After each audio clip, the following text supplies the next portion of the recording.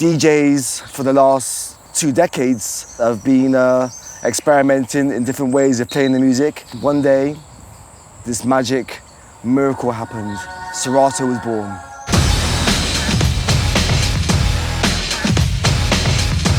Here's a company that came together out of nowhere with like the golden ticket. People looking at me like, how could you? You know, you're a purist. I started thinking about the sound waves. What happens when a needle goes through the groove of a piece of vinyl? It's all very well having an idea. It's quite another making a product that works robustly in the real world. I was a late adapter. I learned the detriments of purism as we know it. I'm a sonic puppeteer, controlling the masses with sonic frequencies, scratch traffic controller. We didn't give a damn what it was called. We just knew it worked. Can I do it and make it sound and feel like what I've been doing with vinyl? I thought I could do that with a digital waveform. Because if it doesn't, then fuck it. I don't want to be a part of this.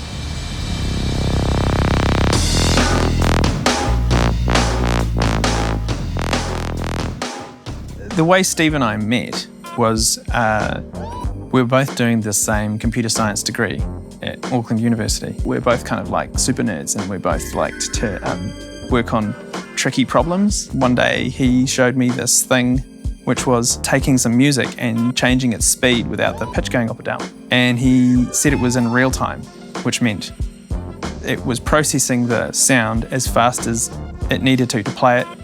That's when I said, wow, that's actually really good. That could be a product. And we got him and his mother and me and my dad together in a room, and we started Serato. We didn't want to start a company. We didn't want to be in business. We just had a thing and we wanted to sell it to someone. Everyone who heard it thought, wow, this is amazing. It was a product looking for a home. And we were taking it to hardware companies in Japan, trying to figure out which company we can sell the whole thing to and they can put it on a chip and stick it in their hardware. None of them wanted it. Someone said, go show it to, this guy at Sony Picture Studios. When we showed it to them, they were like, holy shit, that's awesome. We need that, and we need it now. When we showed it to them, they were like, holy shit, that's awesome. We need that, and we need it now. My name's Tala, and I'm from Serato Audio Research, and I'm here today to show you about pitch and time. You can do time compression, expansion, pitch shifting, and you can really do it with any kind of audio. Well, at the time, David Lynch's quote was, since pitch and time, my life is fine. I use Serato Pitch and Time as a studio plugin for years, even before I got the Scratch Live application. That was the main way that I used to time stretch and time compress vocals. It was clean, seamless. I first came across Pitch and Time when I was using Pro Tools. Making hip-hop beats, I could pitch anything to the key of the sample. We were off to a good start, and then, of course, we developed Scratch Live. My name is A-Track, playing tonight in Auckland using Scratch Live. So you'll be hearing some scratches.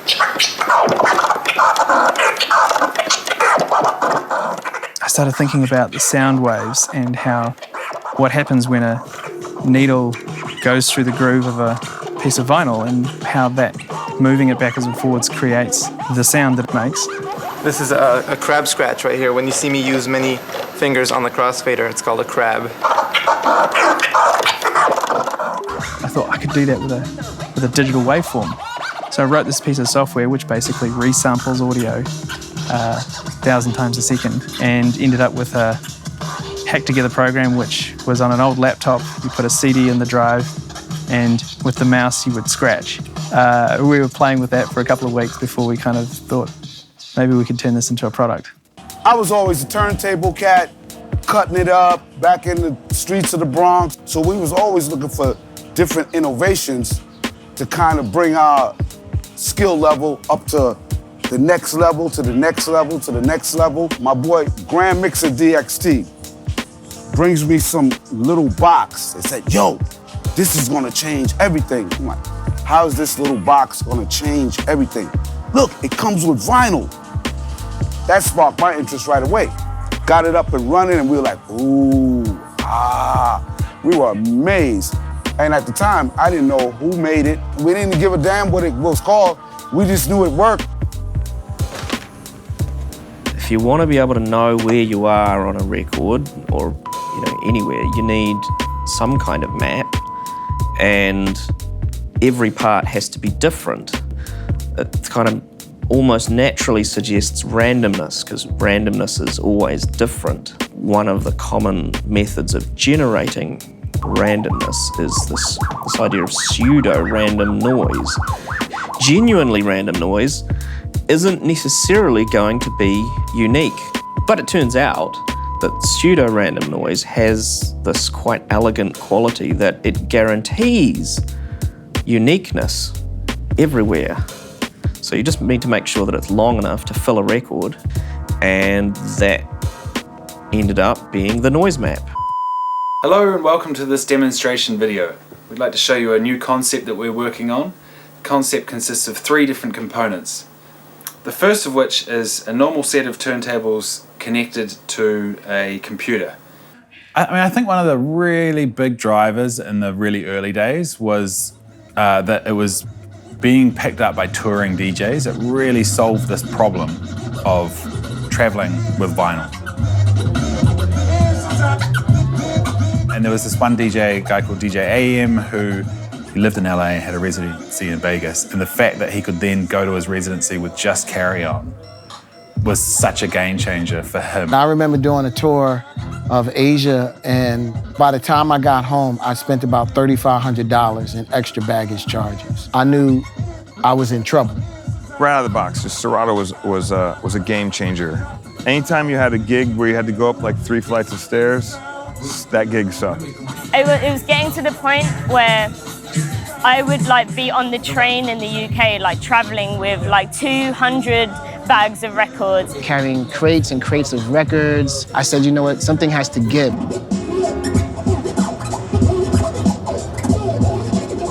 There was a video of me scratching on Serato, Scratch Live, that a lot of the other DJs saw, and that became a catalyst for a lot of other people adopting it. I remember AM calling me because he saw that video. I was on tour with Kanye. I'm talking to my boy, and he's like, yo, is it for real? I saw you scratch. It works?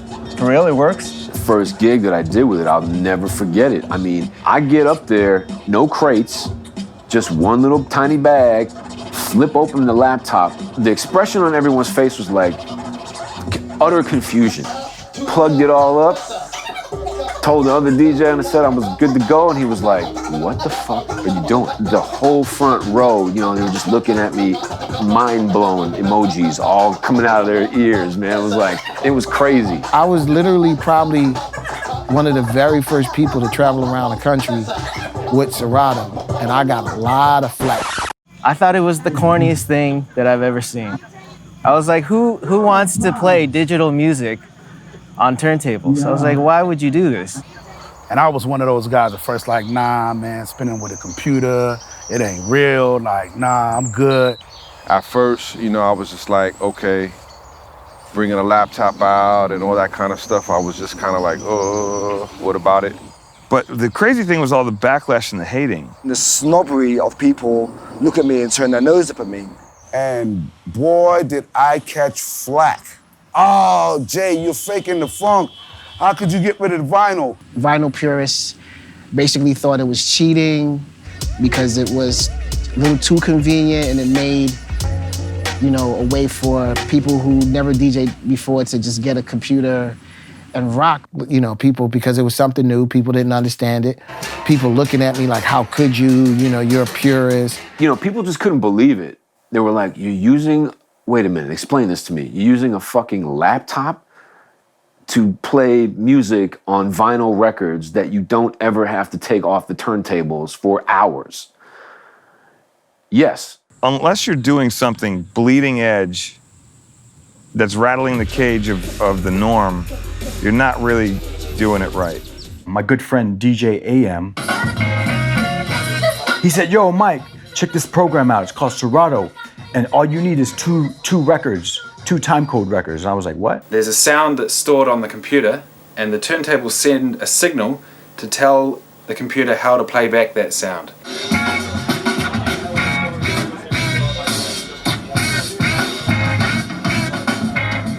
So he called me like 4 different times to check on me, to ask me if I was using Serato. Hey, you using Serato yet?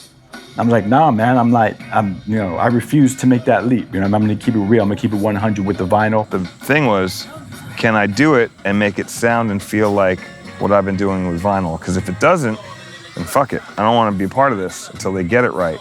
It's all very well having an idea that, yeah, you can put a tone on a record, and it's quite another making a product that works robustly in the real world.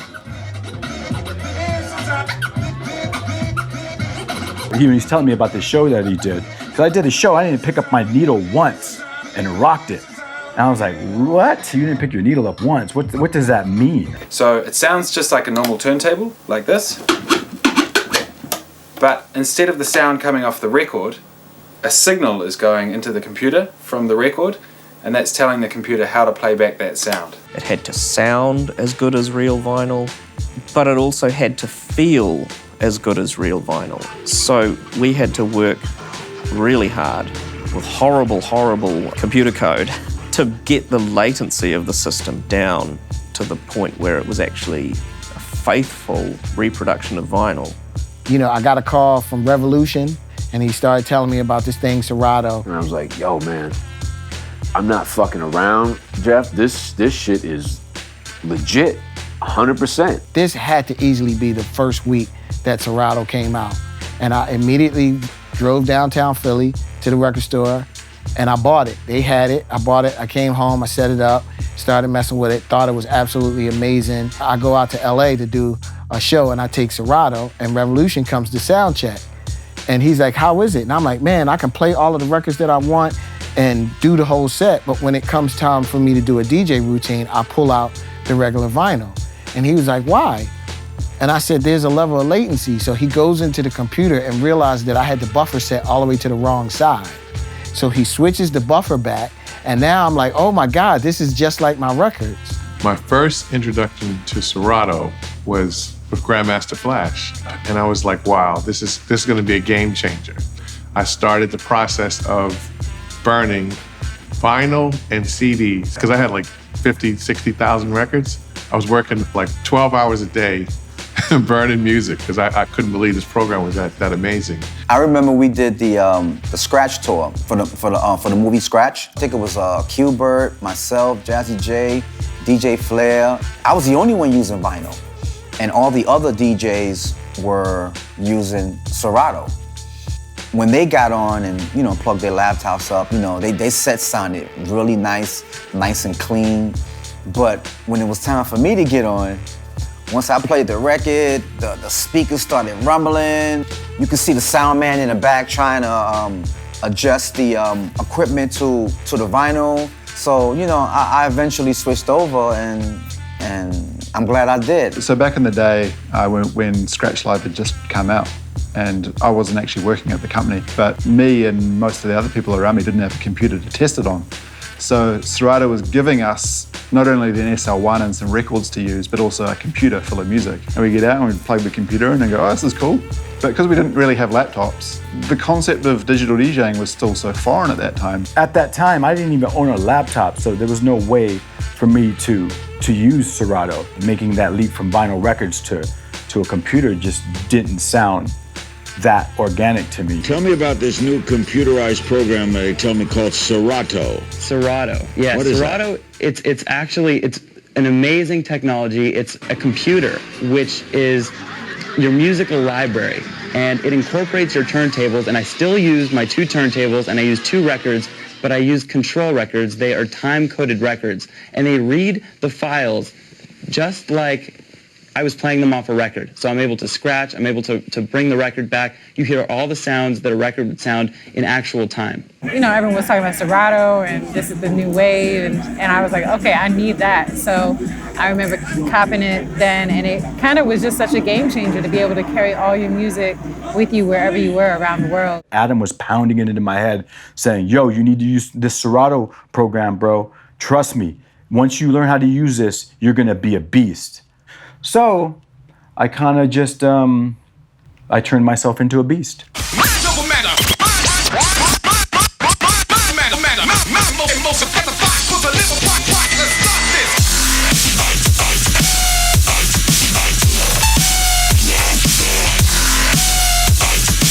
It's all over, boy. Show 'em hell.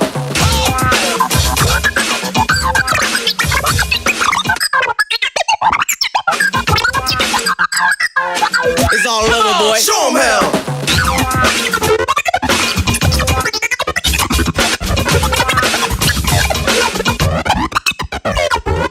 It's all over, boy. Show 'em hell. So when I came in, Scratch Live was like on fire, and it was just insane because the team was so small, and we were barely controlled chaos at that time. Here's a company that came together out of nowhere with like the golden ticket, the Willy Wonka golden ticket, and we're like, yo, got this idea. But yo, who's this motley crew of people stepping to the plate? But they dominated the whole system. You work in New Zealand and people would think Serato is a cafe or something, you know, and go to NAM and people would see you in a Serato t-shirt. Oh my God, you work at Serato, you know Serato. And it was just it opened my eyes to just how big what we were doing was. I carried quite a bit of purism with me, meaning you're passing judgment on technology you don't understand, you're passing judgment on tools that aren't in your arsenal or whatever. So I was the quintessential analog guy, you know? I just had no vocabulary for it, and it just totally opened my mind up to the idea that DJing doesn't have to be rooted in playing vinyl records. I did my own Googles and I was like, Serato, Scratch Live, what is this? And then I discovered the cue points. I was like, oh, the cue points bring me back to this certain part of the song. This is dope. I mean, it's not till you really think about it and you go, well, you know, in every city there's probably 50 working DJs. You multiply that out in the world, and actually this product's bloody well used and liked by a lot of people. Je m'appelle DJ Enough, aka Suficiente, and I got my man Just Dizzle from Paris, France. Donc moi, j'ai toujours été un geek. Et je suis tombé sur Scratch Live vers 2004, que j'ai acheté tout de suite, et quelques mois après, je me suis rendu compte que le plus grand DJ de hip-hop du monde, DJ Jazzy Jeff, utilisait le même programme. Donc vous savez, quand vos idoles utilisent le même matériel que vous, du coup ça vous booste, ça vous motive.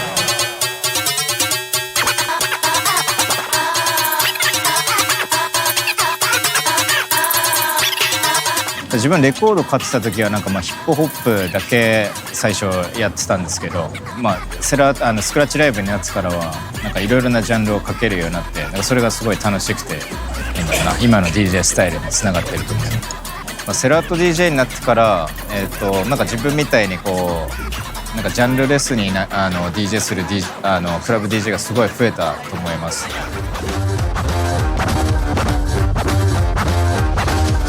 Finalmente llegó una caja de Serato a mi poder, donde instalé el software, probé la caja y pude darme cuenta que funcionaba mejor de todos los software que había probado, y ahí me quedé hasta ahora, ya van 14 años.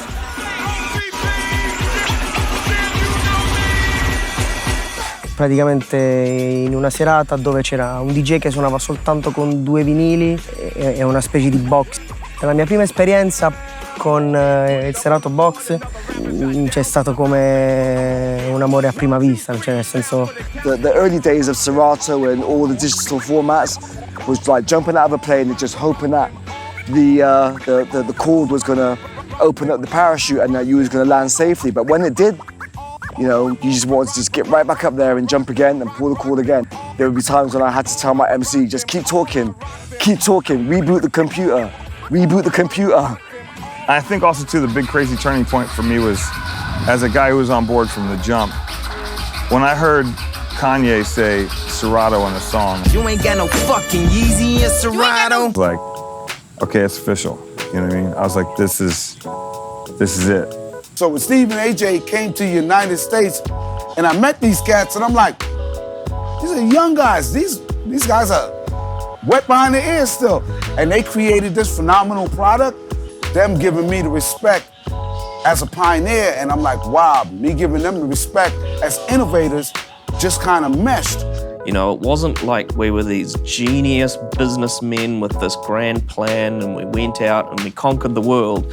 It was, we were incredibly lucky, had a really good attitude that allowed us to take advantage of those circumstances when they occurred. I feel my reward is seeing those people who doubted it and doubted me then come on board, and now it's their main go-to way of DJing, and I feel proud that I can honestly say that I was one of the first. Changed my life, man. It's made me a better DJ. It's pushed my creative process to its limit, and I'm still pushing with it. And they're still rocking with me, and I'm still rocking with them. I think my favorite thing about Serato is finding out that really good DJs, anyone who gets really good at DJing, is actually kind of a nerd at heart. Serato inadvertently provided to the DJs community around the world was this sense of camaraderie or just the sense of discovering this new thing that we're all excited about. It's just been, really interesting to watch it grow and just how big it's grown, you know? I mean, staff-wise and even just use across the world. Us and Rain at the start when I started. Now it's us and everybody. I don't know if I think I would have conceived Serato. Things have to evolve in order for things to move. I think that is the perfect evolution of technology mixed with the tradition of turntables. And I never would have thought I would become a full-time DJ, you know, but I did, and that was because of Serato, 100%. They always lose my clothes, but I always have my music and my DJ stuff on my back. So thank you, and my chiropractor thanks you. Thank God for Serato because, it saved my life, trust me. It saved my life and it saved my back. Otherwise I'd be here with a fucking Zimmer frame right now, so. And I look at all of these DJs using Serato now, and I'm like, y'all wanted to kick my ass. Y'all wanted to lynch me. They wanted to stone me, like back in the days. Like Jazzy J, there's that fake-ass old-school pioneer, stone his ass. And now if anyone's like, no, man, I don't know, man, I don't really fuck with Serato. Really? What were you, in the fucking Stone Age?